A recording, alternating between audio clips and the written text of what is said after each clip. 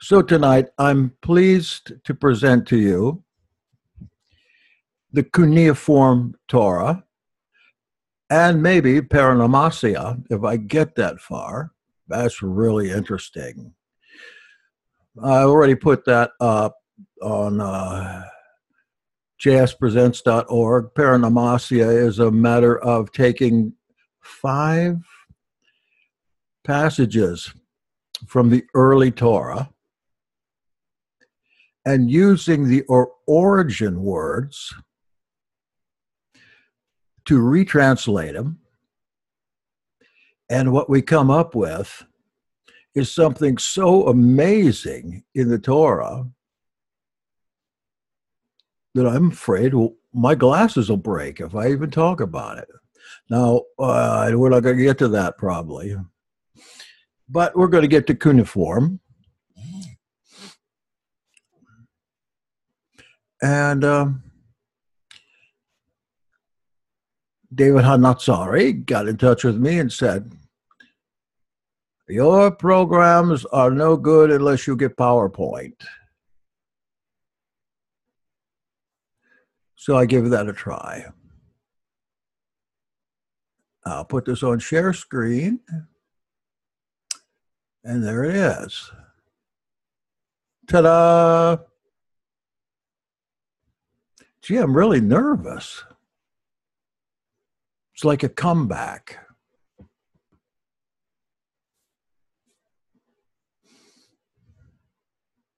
An old actor comes back with a wig on or a toupee, the fake ponytail. Under that hair is old wrinkled up face. And under that wig is gray and balding. Going to make one more comeback, like Tiny Tim.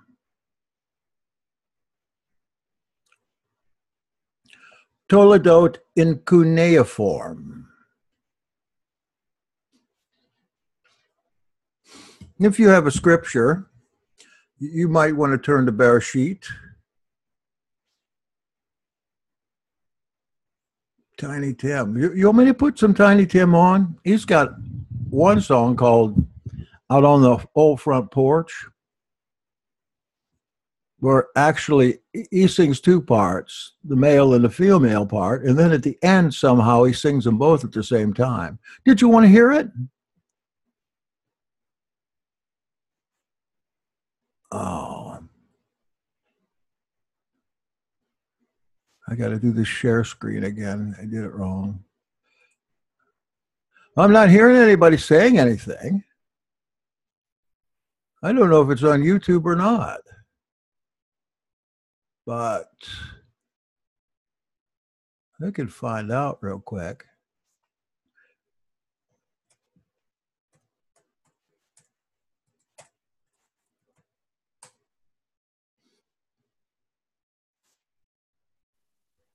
Oh, isn't this a lovely band? And what a thrill it is to have them play for me. And now, a little duet for you. You're gonna like it. I need to get my nerves together for a minute. There's a fellow following me. I'm the fellow following you. I will follow you till the day is through. I want front porch. Here's the end of it. I was only trying to steal a little kiss. Was Mrs. to invite me, dear? But gee, you tried to bite me on the old front porch. Now don't get angry on the old front porch. Please don't. Everything is lovely when you're cuddled near me, dear. Look out, here comes my father, and he'll surely scold, I fear. Will that young man go home tonight or have his breakfast here? On the old front porch, oh Charlie, on the old front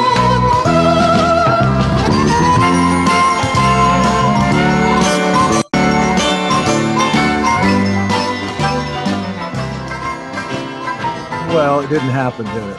All that was for naught. Okay. We're done with the silliness. Toledote in cuneiform. In the picture, of course, is the cuneiform style of cutting. Cutting a message into clay, sometimes copper, sometimes lead, sometimes gold, sometimes a wax.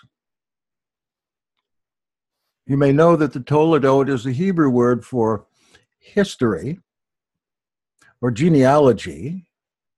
But for tonight, I think origins would be the best way to translate Toledote. You might also notice that this word in Hebrew comes from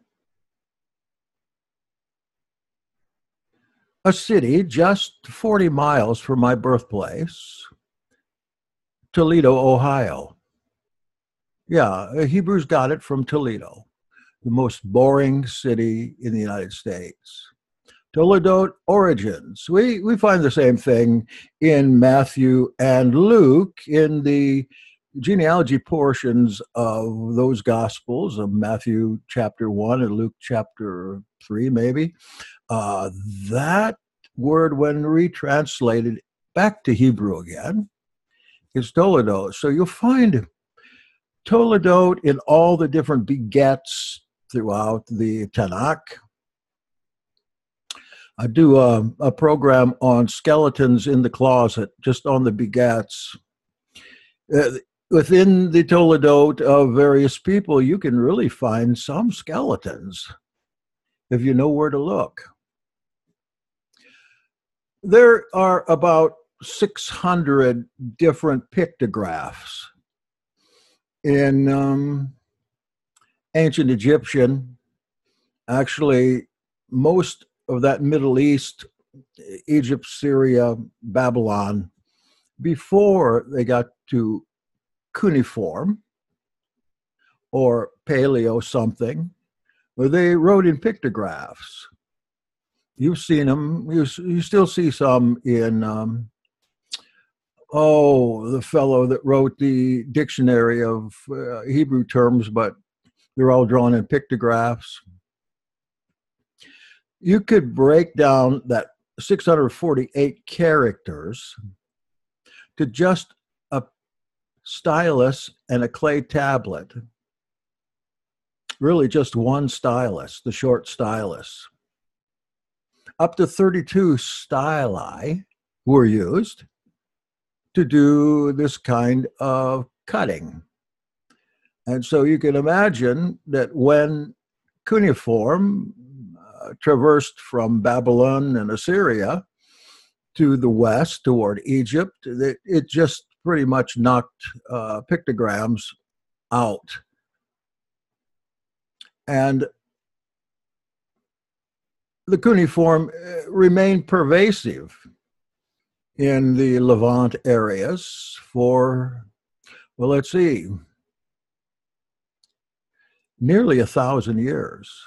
You know, we have recovered among the different tablets, the Ebla Tablets, the Amarna Tablets, both, I believe, written in Akkadian language, a language that preveniences Hebrew.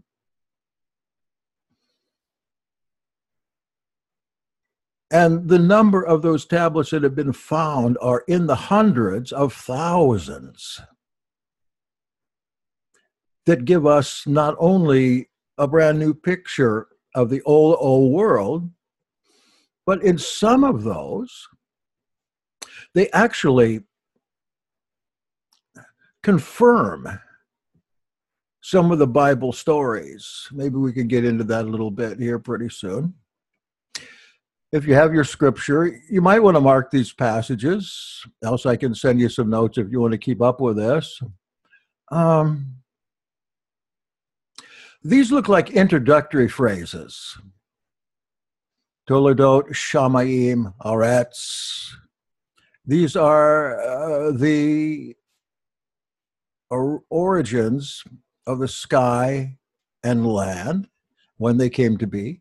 5:1, This is the Sefer Toledot of Adam. Now, we would probably want to translate Sefer. Well, more recently, book. I've seen even in modern Bible that's translated scroll sometime. It really means neither. 6:9, we find another introductory phrase, or what seems to be an introductory phrase, that is the Toledot of Noach. And 10:1 is another of many, many, many. The Toledot Benim Noach, Shem, Ham, Japheth. But what we are going to find, if we look to see what these introduce, that they're not introductions at all, but summaries. They're subscripts and really indices to what the text said before these transition phrases. So each one of these, and many more as we'll see, are transitional or actually summarizing phrases of what has just been talked about in the last pericope of Scripture. Each of these ends a section, often on a prominent character.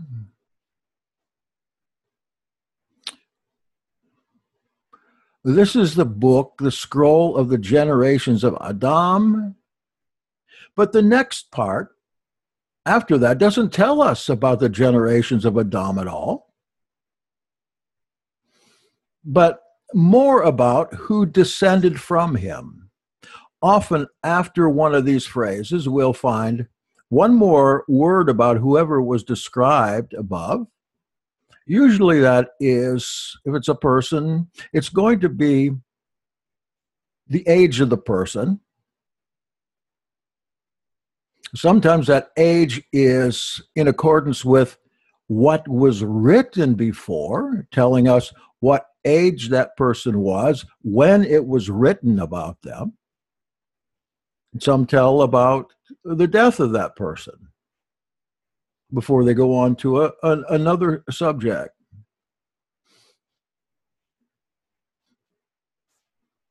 Oh, look how this is working.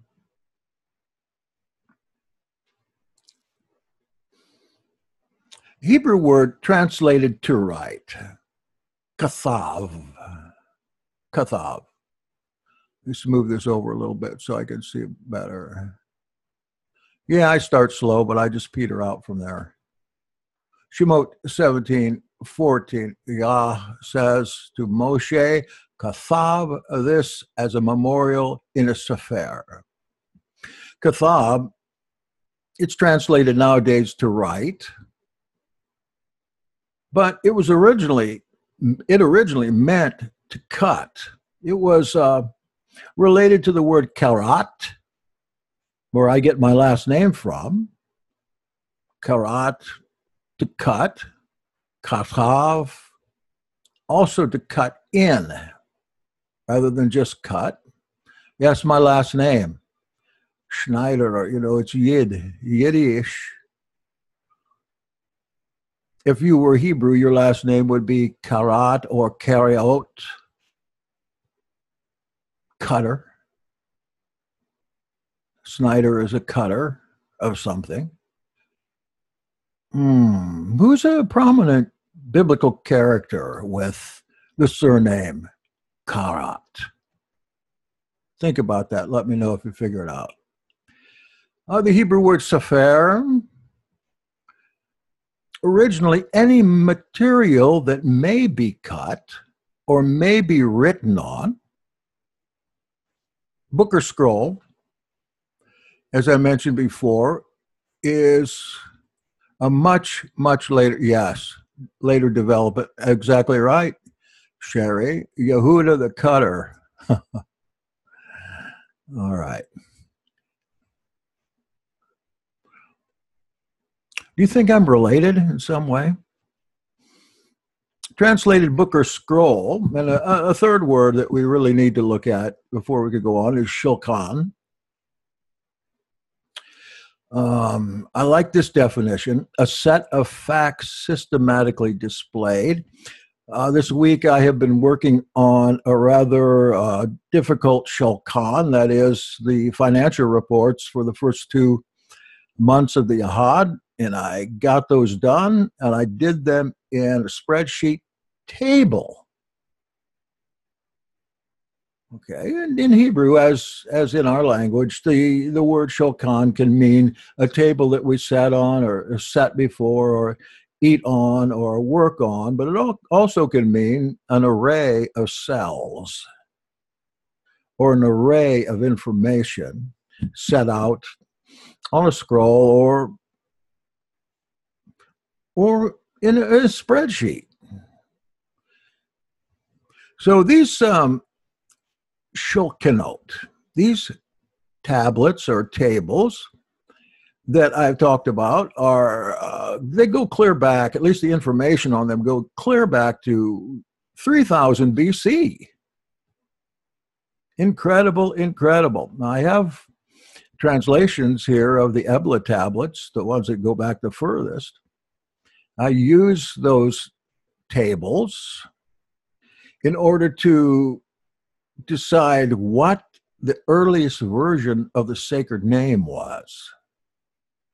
And yes, even in Ebla, which was a pagan place, they had names in there of all kinds of different Elohim, all different kinds of Yahs, all different kinds of gods. I would say probably hundreds and hundreds. But what we find in there is very prominently the name Yahweh. I got a email today from somebody that wanted to know what is the correct way to pronounce the sacred name. And as far back as I could get, that is Ebla Tablets going back nearly to 3000 BC. We have the name pronounced that way. We find it in the Greek in tombs, sepulchres for the first century, pronounced that way.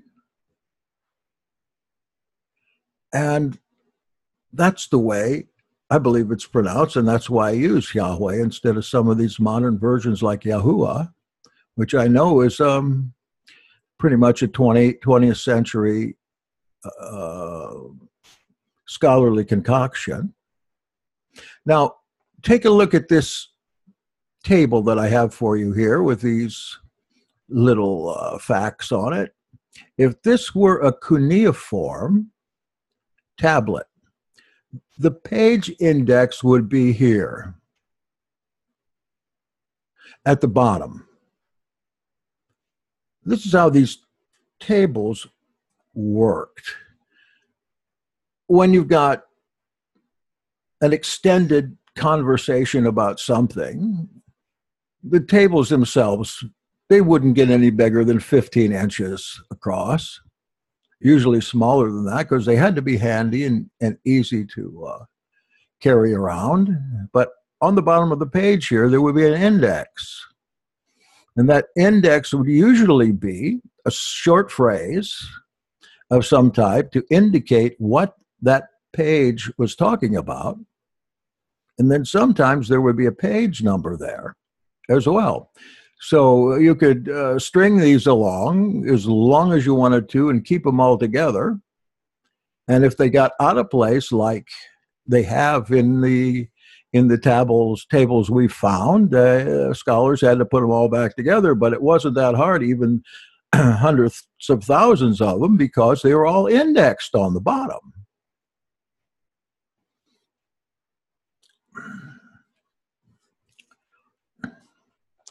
Now, back to katab, to cut in.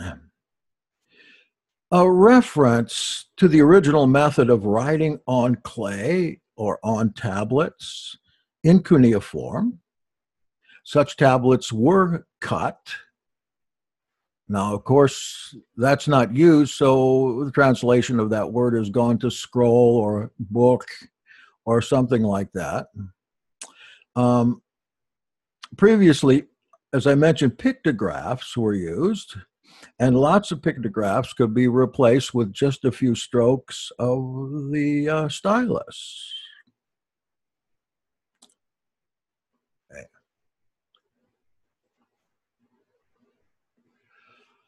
Let's look at a few more indexes. We'll put it that way. Bottom indexes. Bereshith 14.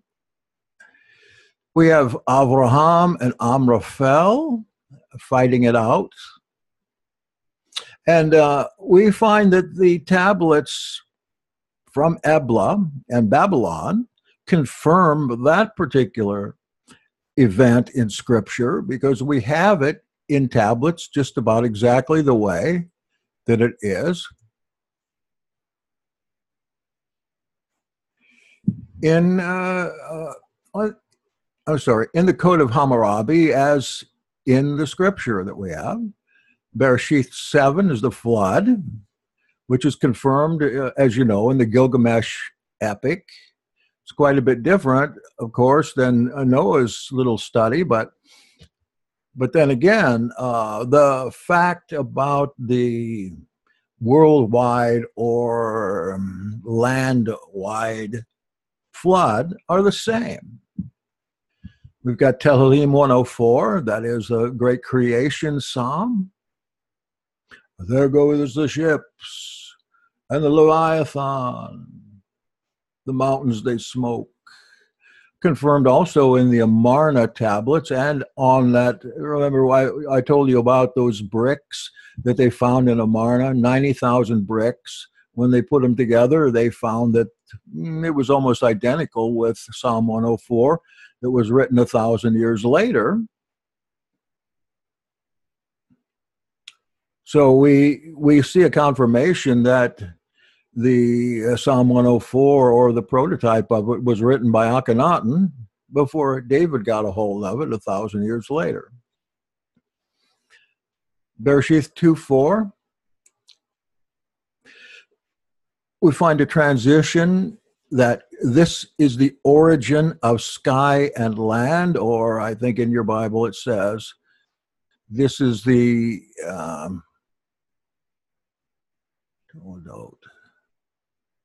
of Shamayim and Haaretz. What did I say Toledot's usually translated as? History. Okay. Bereshith 11:27, we have another one. That is the origin of Terah.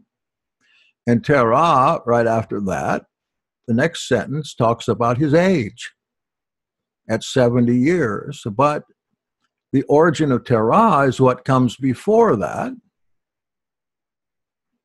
And I couldn't help wondering, as I was learning this study myself, that if Moshe was the ancient redactor, and if by chance he was using cuneiform, which is very possible now that we see the origin of some of these scriptures and how they're set up, could he have actually indexed these in order to keep track of them? And could he then have received such codices from Abraham coming down the line of blood and pass them on? It looks very much like that. Again, when we look just at the indices and we go down and see where the development of those that had this information in their possession. My nose is itching. All right, let's see what else we have here. Okay, I want to mention that Sefer, we always think of it as book, but really what it means is whatever the media is that is to be cut or written upon. It's quite generic. I think we could probably use the word media. And when we get the word right with that came from a word meaning to cut in, we're getting a really good word picture or phrase to show us that perhaps this cuneiform wasn't written in Paleo-Hebrew or on scrolls in the first place. This was, after all, the popular way of writing at that time. I was thinking also of Charlton Heston coming down the mountain with his hair all on fire, scaring the Israelites to death, and coming down and catching them in idolatrous rampages down below. The pictures are of Moses carrying down great big rocks. Now, even in childhood, I wondered, how could he carry rocks? I try to pick up rocks out there. They're quite a bit heavier than they look, especially when you see pictures of Moses coming down with huge rocks in his hand. And you think, well, the only way he can do that is through supernatural power, but then he throws them down and they break to pieces. That would be unusual for big rocks to be broken to pieces, but clay tablets, yes, easily broken in your hand and thrown down. And so he goes back up and gets another set that were cut by the finger of Elohim. Oh, I'm good. I'm getting ahead of myself. 4 and 5. Okay.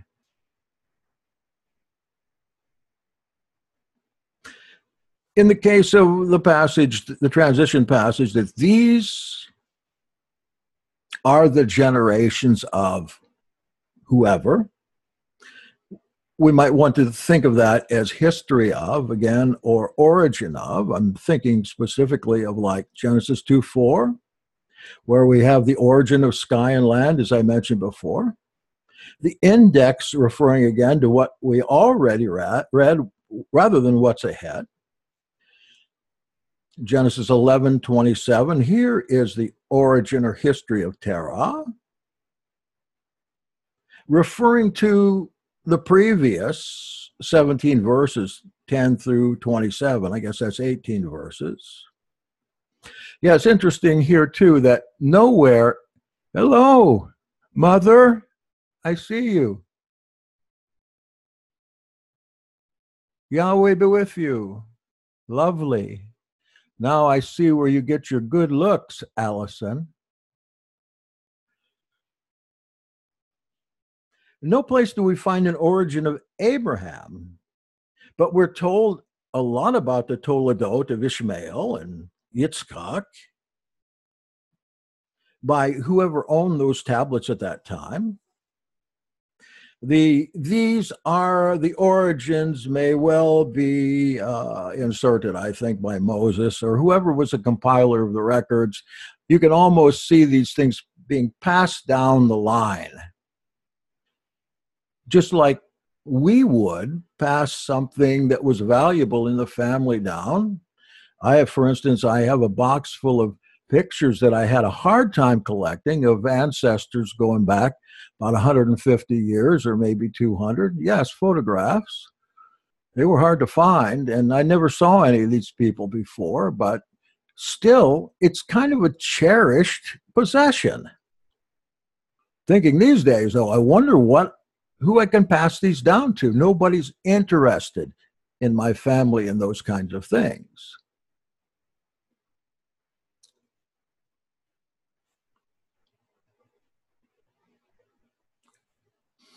After the index phrase, could the first line be the length of life of the previous origin? I'm thinking again of the Terah passage. It mentions that he was 70. If so, perhaps that would indicate that that particular history or origin or Toledot was written during the life of the person by someone personally connected.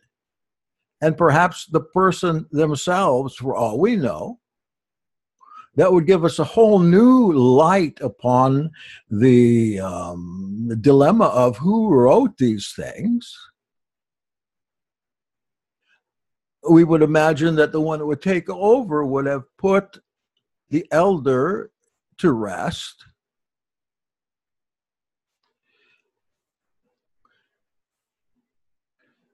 I guess we need to really look at some of these. Repetitions may also indicate the start and finish marks of an index session. Like, in the beginning, Elohim created 1:1, Genesis, Bereshith. We get to 2:4, we get the next transition. In fact, in 2:4, there are two of them. I wonder if we couldn't just, let me see if I can't get this up real quick. I thought I'd already put these down, but I guess not. All right. There's a Bible site that I like. It just gives you the RSV. And it gives it to you like the whole book in text, rather than screwing around with these web forms. Search engines like Bible Hub and some of those, Blue Letter Bible. I can never get what I want, but if I have the whole thing just in text here, I can look right up and see it, and maybe I'll move over to here.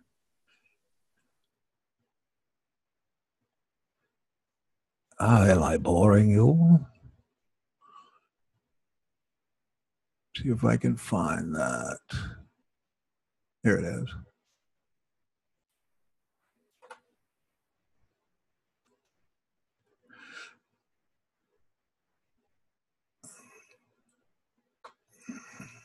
So let's go down to 2:4.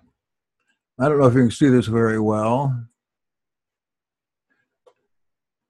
These are the generations, the Toledot of sky and land when they were created. He's talking about what just happened here. The seventh day, blessed and hallowed, and all the other days of creation. And we have a second transition here. In the day that Yahweh Elohim made the earth and the heavens, see there, they probably got this grammatically correct with the comma in there, because we sometimes have that transitional phrase at the beginning as well as at the end. Occasionally, we'll find another one of those in, I think, chapter 10 here. 10:1, a double transition. I've been having a terrible time with my browsers, all of them, because they automatically skip back a page when you least expect it. Skipping back a page. Do you have that problem? It's kind of driving me crazy.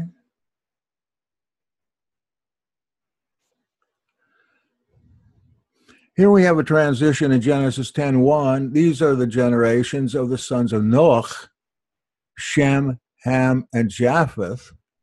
Sons were born to them after the flood. And so when we look up, that's exactly what we're getting up here beforehand. Then we have the transition going down. The sons of Japheth, Gomer, Magog, Madai, Yavan, Tubal, Meshech, and Tiras. Consider, if I read them off real fast, 1:1, 2:4, second one in 2:4, in 5:2, in 6:10, in 10:1 that we just looked at twice, 11:10, 11:26, and on, considering those to be the index at the bottom of the tablet. The space in between seems about right as well. And of course, with the cuneiform, they could put a lot of text in between these transitions, squeeze it in. In fact, what they did sometimes when there was a lot of text is they actually used a much smaller stylus. and put it on there. And if you look at the tablets, you'll see all different sizes. Some of these have dates, like, let's see if I can get to 25. Actual dates. And they're not just part of the narrative. They're indicating something. Genesis 25. Let's see. Dates. 25:11. After the death of Abraham, Elohim blessed Yitzchak, his son, and Yitzchak dwelt at Ber Lahai Roi. And then 12 as a second one. You find another one that's similar.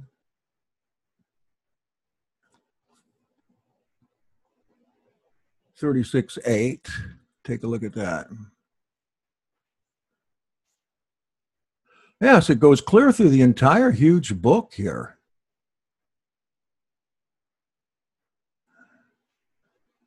The spaces in between are pretty uniform. Let's see, 36:8. Did I get anything there? Well, yes, but it doesn't give a date, does it? So Esau dwelt in the hill country of Seir. Esau is Edom. Oh, it's supposed to be 36:8. That's why. I'm still having a little trouble with, that's maybe what I had.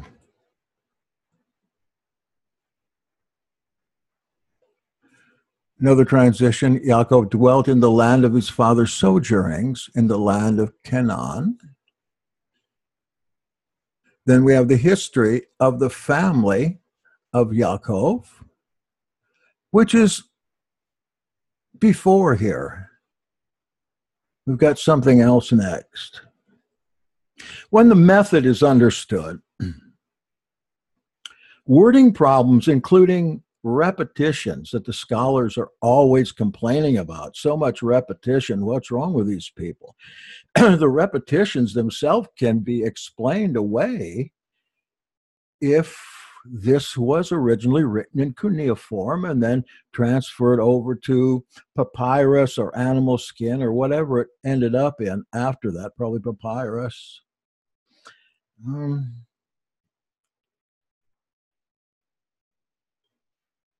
We've got a repetition in 11, 26, and 27 as example.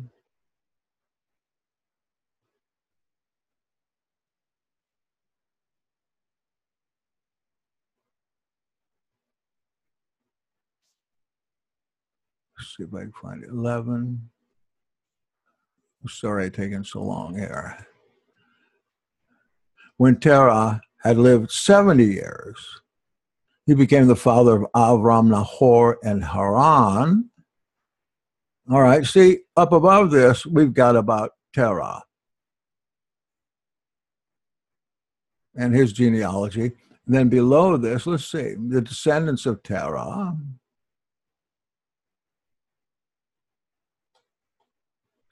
It's a perfect place, but I don't see a date there.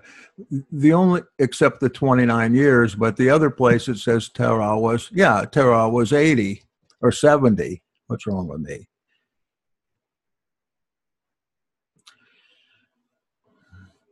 All right. What's meant by the statement that Terah only lived 70 years? Yet, this is just Terah telling us he was 70 when he was writing or appending his story onto this. And we would imagine that his successor would be taking it over. That's going back a long way. That's going back to probably 1900 years BC, 1900 BC. Of course, it's just a guess there, but it seems like this would pass down through that family. That's one of the reasons we have such a coordinated effort here. And also, that it does away with the idea that this stuff was orally transmitted. Let's be real. Is somebody in every generation actually going to memorize all this stuff? Or can they even read? Or they're going to repeat it so many times they remember? I think the oral transmission idea is way, way overstated. I think this stuff was written down, and I'm thinking that it was written down in this way so it would be portable. These indexes exist yet today in the transmitted text. Even in the English, we have these transitions all in the right place, all doing the same thing, pointing out what was before on the page, or sometimes what's to come.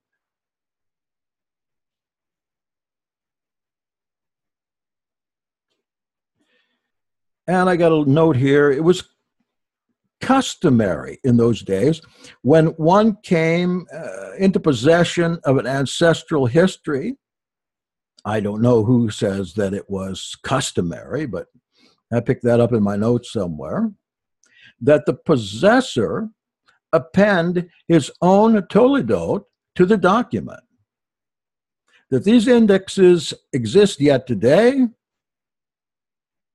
that they tell us that these are cuneiform transactions and transmissions,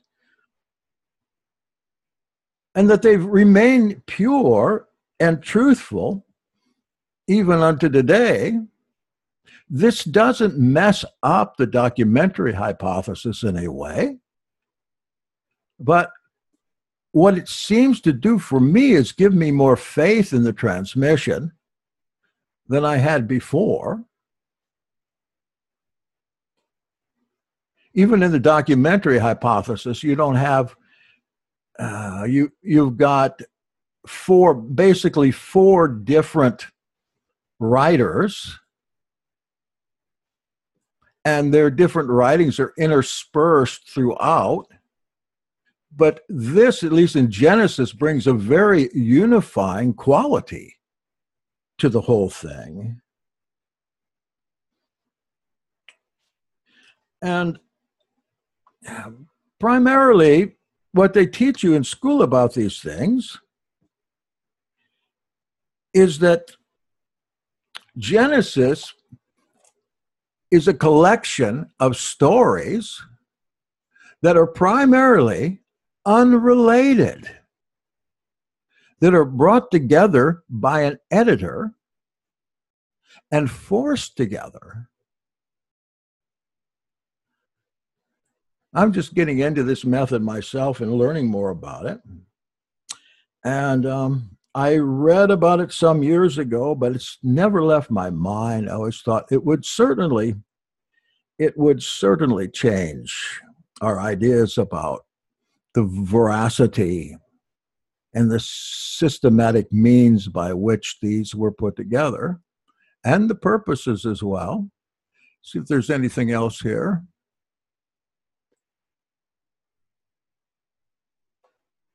I think that's it. We have a little bit of time to do the other if you like. Anyway, there is a complete article on this subject. And if you're interested in it, I will see that I get a scan of it. Oh, I have a scan of it. I do have this. I can make this available to you. I think the best overall article that includes the most is found in Raymond Capt in his Antiquities, Volume 1. We have that in our library for lending. What I did is just give you a brief overview of that. if you're into paleography or dating or documentary hypothesis or any hypothesis on this comes together, or if you're a dyed-in-the-wool believer that Moses wrote the whole thing. In fact, Moses' death works into this pretty good. Moses dies, somebody writes about his death. Yes, okay. Just send me a text if you'd like to have this little book. The way I do it with our library here, Lee and I did quite a bit of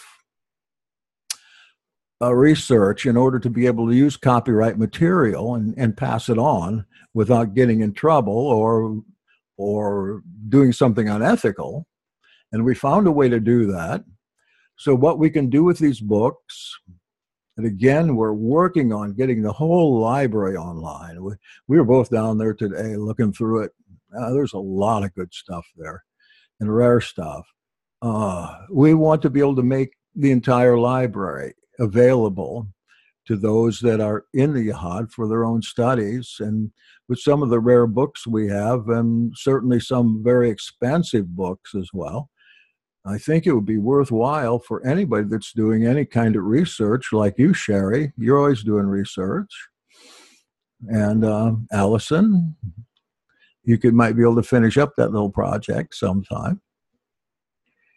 So I will send that book down. You'll get a password on it. If you open it up, it'll want the password.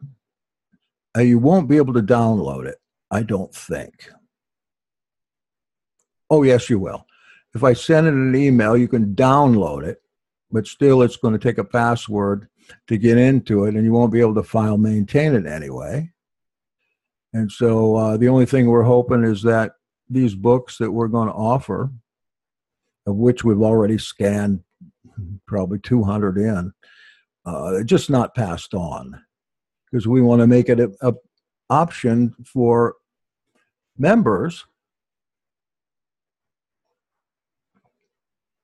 as part of their membership plan to be able to access these. It's really good stuff and rare stuff, as I said before.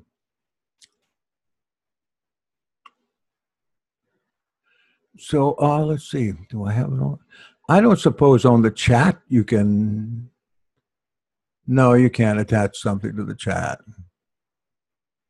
What I'm going to ask you to do instead, I'm going to put my email address on here. I would ask you to email me, because I get so many requests for stuff that I'm trying to start keeping track of things better.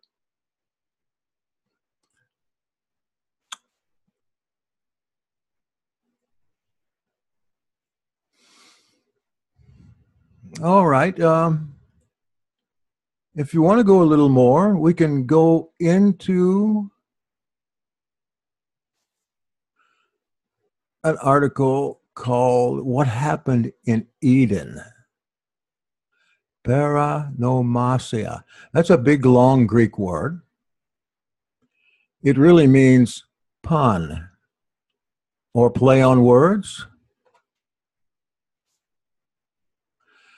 I want to give you 5 short phrases from Genesis, just as an example to you. And I want to go back into the Sanskrit and some of these earlier languages for roots and alternative meanings for these 5 phrases.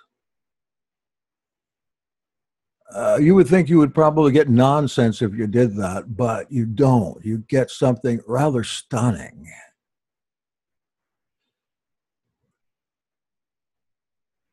Now in the Garden of Eden, modern concepts, they stem from just these few verses that I'm going to give you. None of these verses are free from ambiguity. They can be translated in a variety of ways. The ancient Hebrew documents from which the early part of the book was compiled contain just simple, basic cutting. writing with few vowels, no modifying inflections, which a long time later on gave flexibility to the language. In fact, I was working with Professor Smith on a translation, and it was from the scrolls. He said, I can't make sense of it because there are no vowel pointings in here. And I could understand that if we were using English with no vowels, it would be difficult, I suppose, but a foreign language would be more difficult. The lack of vowels leads to ambiguity. That's why even millennia of scholarship passing us by, no one knows exactly, except me, of course, how the name Yod-Heh-Vav-Heh was pronounced. I think I'm going back pretty far, 3000 BC. As a result, we're finding in our movements, similar movements here, that Yod-Heh-Vav-Heh is being pronounced in a variety of different ways.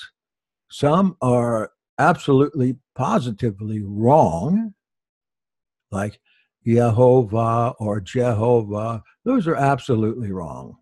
In fact, you know, the word Hova means ruinous or mischievous.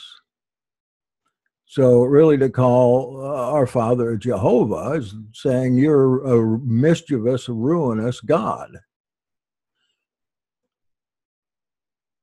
Yahuwah comes from the 20th century. It doesn't go back any farther than that, to my knowledge. Well, get beyond that ambiguity. You know, we just got to know we're right, huh? I'm right. I'm right. Middle Eastern languages also rely on plays on words, paronomasia, or the easiest way to boil that down into English is pun. Pun. Simple phrases. It's a form of punning, which allows several different meanings to be given in a single set of symbols. You use it all the time. I know, so do I. In speech, it's probable that little inflections of tone could differentiate between meanings. But in the written word, there's no inflection of tone there to help us. Us modern students of the Bible, like our predecessors, have to guess sometimes at meanings. In fact, sometimes we're better off guessing than using the standardized or traditional translations of some of these words. Like, again, there's some examples with kafev, or the word for table, just slipped my mind. Scroll, sefer. There are really three basic ancient Middle Eastern languages, and that they are Hebrew. We could step back a little bit and say really Phoenician. There's Sumerian and Babylonian. Babylonian and Akkadian is the same thing. A scholar with a secular bias even is going to pronounce words differently and produce a different translation of the same text that we'd say a religious scholar might translate. It might be, they might both have the same exact text to translate, but their translations are going to be far different. I learned this pretty thoroughly when I was doing the fragments from the Dead Sea Scrolls and looking at the difference between Eisenman and Wise's translation, and then later on Wise's translation, and then I think I'm farther along than they were at that time. That was 30 years ago, as far as being able to discern what some of these words mean. And I changed a lot of words just because they were still translated, even by these guys, in a traditional sense, where there were better translations than what they had. The whole of maybe the first 5 chapters of Bereshith, of Genesis, can be summarized in 4 well-known quotes, I think, 4. And of course, I'm going to read these quotes in their, shall we say, traditional translated context. Genesis 1:1, of course. In the beginning, God created the heavens and the earth. Let's go over to 1:26. God said, "Let us make man in our image, in the likeness of ourselves." 2:8, Yahweh, God, planted a garden in Eden, which is in the east. And 5:24, Enoch walked with God. Then he vanished because God took him. I would say in that particular verse, Elohim probably shouldn't be translated God with a capital G at all. But the beings that we read about in Enoch and in the Dead Sea Scrolls, they're called divine, godlike beings. The use of the word Elohim can refer to Malachim or any number of other kinds of entities. I'm not sure that God, the majestic Elohim, took him. This is the way the Jerusalem Bible translates. It's Catholic edition, published in 1966. It was in its time, and the New Jerusalem now, it's pretty magnificent, a translation, though it borders on a paraphrase. Probably still, the New Jerusalem is the most scholarly of all the modern translations. And yet these phrases that hold the fundamentals of present-day Jewish and Christian teaching and thought are beset with traps. Now, I don't have to tell you that average church members, Christians or believers, know nothing about, and usually don't want to know about. Don't tell me. So I don't want to really open a bag of doubts here, but just consider these as alternative translations. And of course, we're going to go first to Elohim.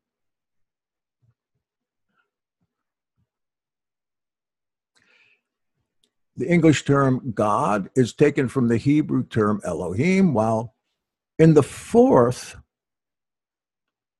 that is in the Enoch version, the form's expanded to Ha Elohim.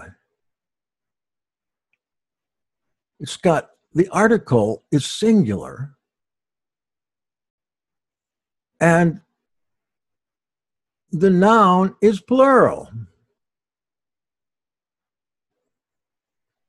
And if El originally meant God or El, then Elohim, of course, means gods, and Ha Elohim should mean the one gods. The plurality is emphasized in the second quotation. I hope you can remember what these are, but I'm pretty sure you can. In which the English singular and plural are mixed up. God said, let us make man in our image, in the likeness of ourselves. Now, the Jerusalem Bible works hard to extricate itself from this difficult situation by popping in a footnote. That footnote is, it's possible that this plural form implies a discussion between God and his heavenly court, the angels. Alternatively, in the footnote, the plural expresses the majesty and fullness of God's being. The common name for God in Hebrew is Elohim, a plural form, and we call it the majestic plural, of course. The footnote ends this way: thus the way is prepared for the interpretation of the fathers, who saw in this text a hint of the Trinity.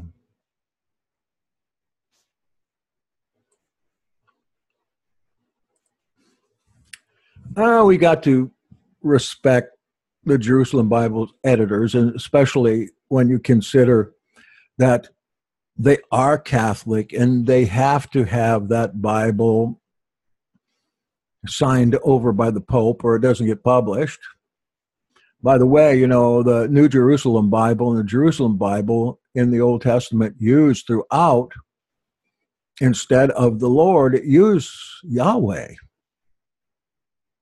And so that got into Catholic liturgy from 1966 up until 2007. You might remember that the Catholic Church banned its own Bible, the New Jerusalem, from being used in liturgy or in services anymore. That in 2007, what a surprise that was. Because, yes, that translation is magnificent. But the Pope got rid of it. I wonder why. In essence, what the editors are saying then is the common name for God, singular in Hebrew, is Elohim, plural. I don't have to tell you that. You all know that. And what if the Hebrew is correct and the English is wrong? As we suspect may be the case, in a situation like this, it would be unreasonable to choose the Hebrew original as the more likely solution rather than the later translation. It is true that later on in Genesis, pronouns referring to the deity are singular at times.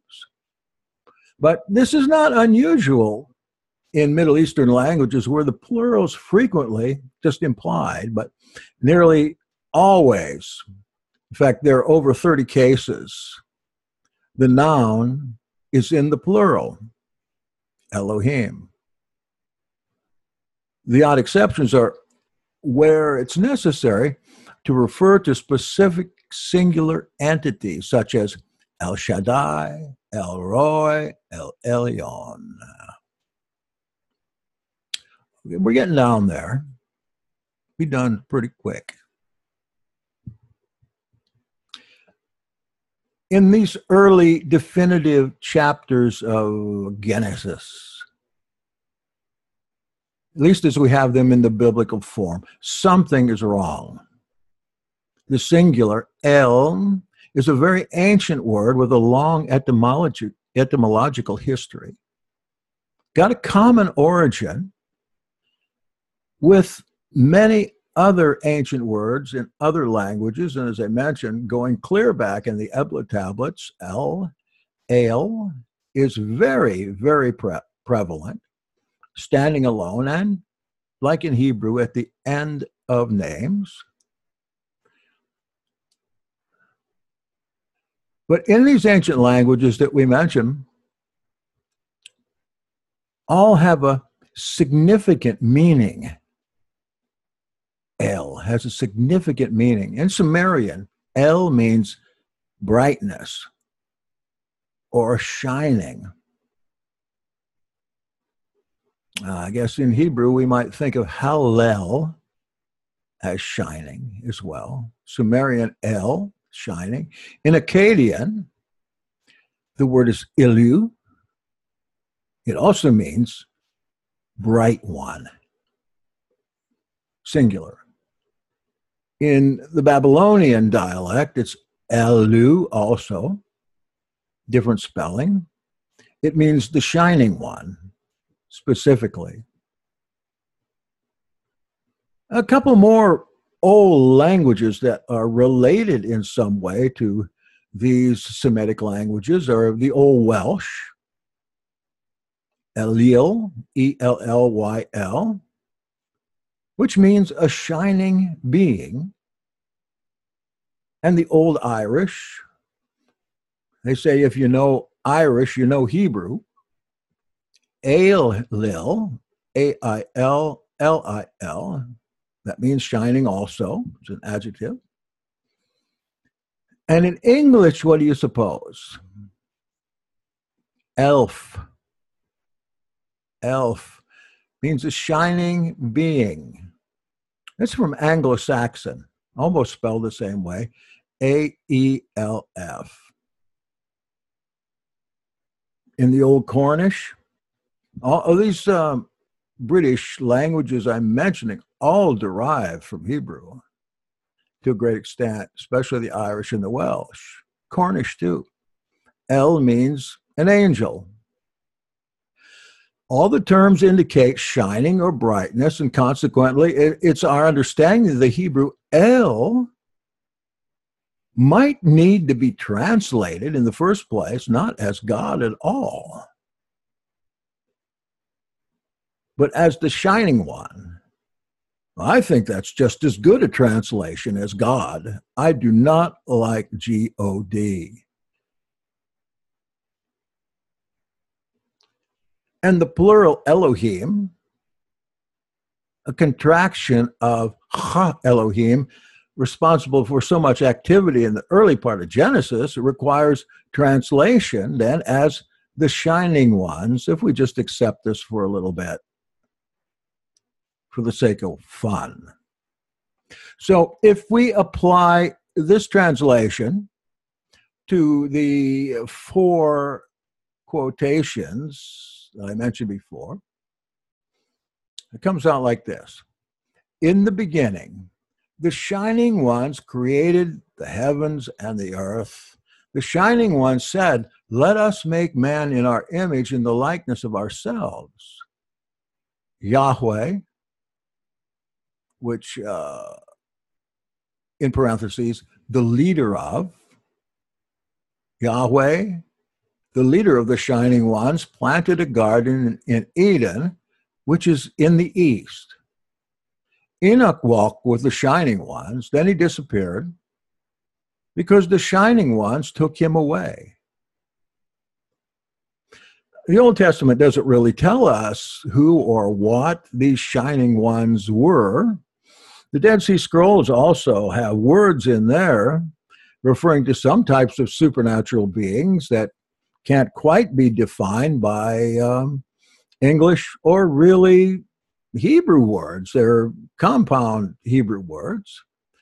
But fortunately, the ancient Sumerian records do, and also certain alternative Hebrew documents that are not at all well understood by biblical scholars, probably the same ones they won't allow us to look at.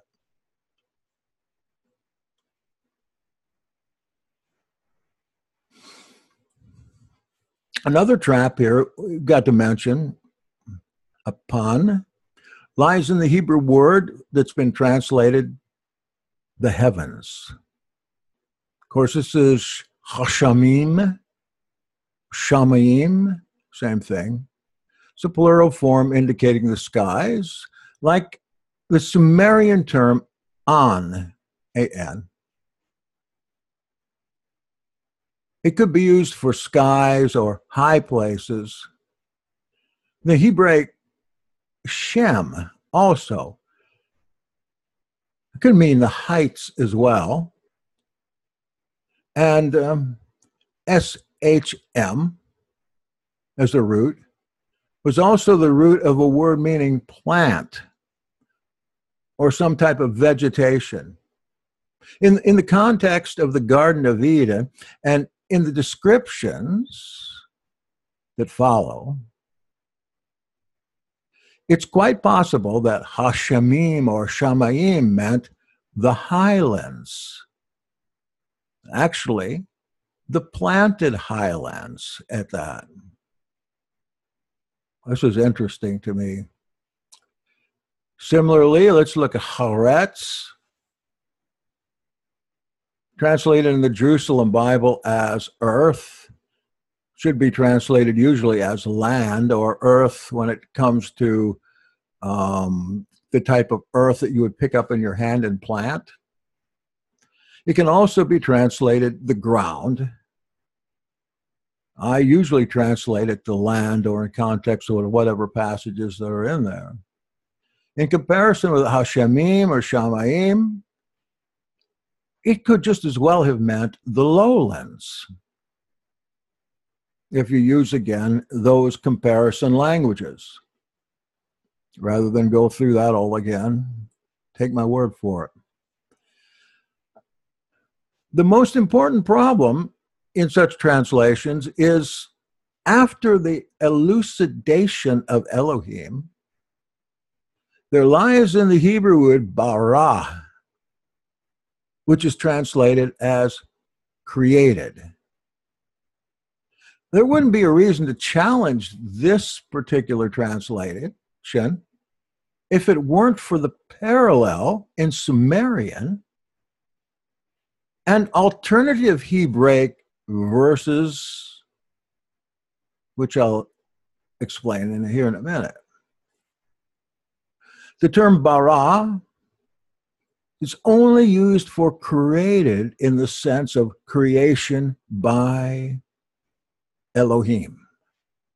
Otherwise, it can mean such things as cut down timber, or clear the ground, or fatten oneself up. And if Elohim doesn't mean God, but the shining ones, then we ought to look at alternatives. The phrase in the first quotation could have meant the shining ones cleared the ground or felled timber in the highlands and the lowlands. That translation, because according to the Sumerian record, this is exactly what they did. Yet there's another alternative to this that's interesting. In Hebrew, the letter beit at the beginning of a word is what they call proclitic. It appears to be an integral part of the word, but it's really a modifying prefix. You're familiar with the prefix H on the beginning of a word in Hebrew. Usually means the. Same with be. But the actual word starts at the letter after the be. In its power to modify, it can mean pleasure. Pleasure in verbs like perception or perceiving or seeing. And ra is the root of the Hebrew word to see. Bara. Ra, to see. I think it also means evil. If this being the case, we might be even justified to transcribe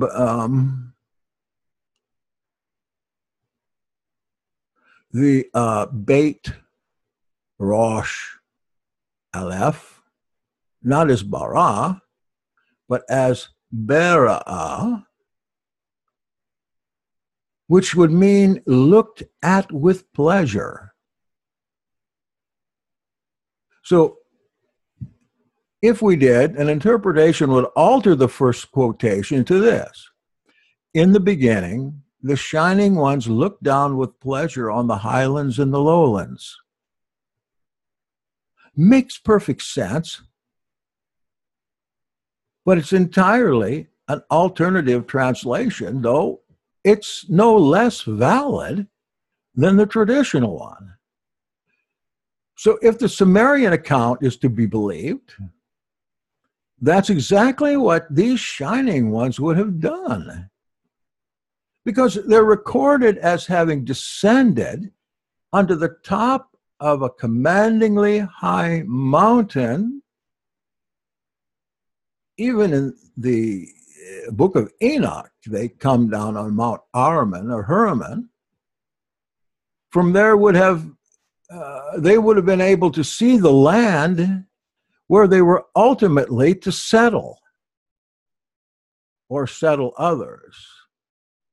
This might be exactly, if they were coming down or falling down,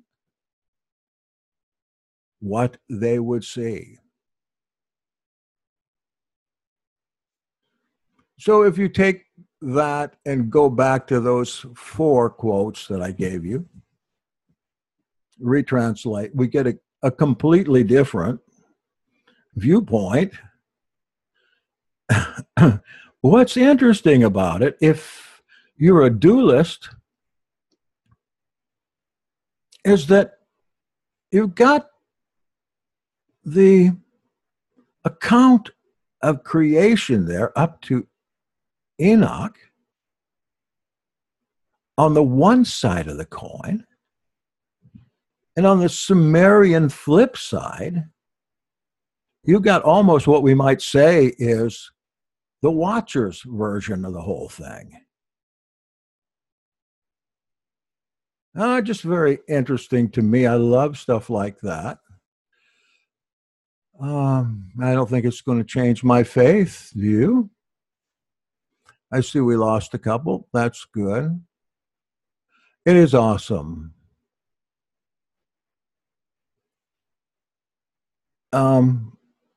There is, of course, a book that explains some of that, where I got my notes anyway.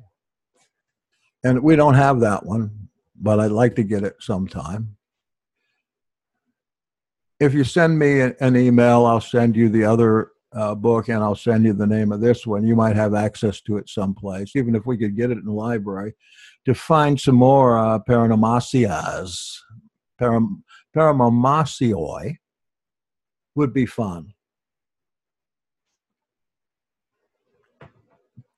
And I thank you for coming in on my comeback. Tomorrow, we're going to rehearse the liturgy in 2 services, 11 o'clock, and we're going to have our Veros service from now on, 2 o'clock p.m., and it's going to be solid, I promise.